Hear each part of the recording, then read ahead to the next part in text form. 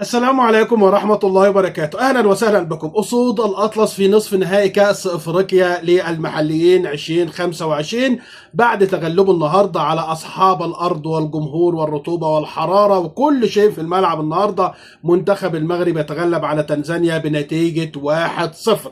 منتخب تنزانيا أول مباراة ينهزم فيها في كأس إفريقيا للمحليين على يد المنتخب المغربي للمحليين. هنيئا طبعا للكابتن طارق السكتيوي اللي صراحه الراجل ده استحمل ضغوط كبيره جدا في اول البطوله، لان صراحه المستوى المطلوب من المنتخب المغربي ما كانش افضل حال او افضل او احسن حاجه اللي كلنا منتظرونه من المنتخب المغربي. لكن انا قلت قبل كده المنتخب المغربي مجرد بس ما يدخل البطوله مباراه والثانيه والثالثه قدر يعني يثبت لنا على المستوى الحقيقي اللي المنتخب المغربي على اداء وقدود، وان شاء الله يكون منافس قوي على هذه البطوله والصعود الى المباراه النهائيه. منتخب المغرب تغلب على منتخب تنزانيا بنتيجه 1-0، ومدغشقر فازت على منتخب النهارده على منتخب كينيا اصحاب الارض والجمهور بعد التعادل، وقدر يتغلب عليهم في ركلات الترجيح.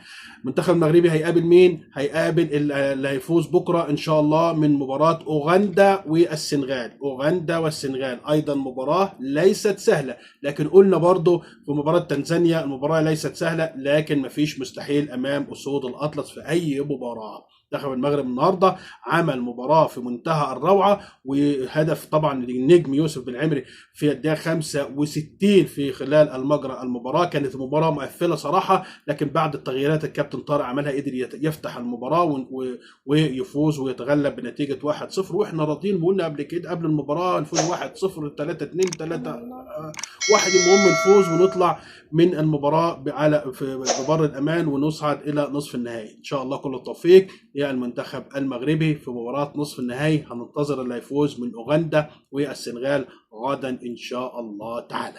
شكرا لحضراتكم اخواتي وحبايبي المغربيه في كل مكان. سوشيال لايك والاشتراك في القناه. دمتم في امان الله وحفظه، والسلام عليكم ورحمه الله وبركاته.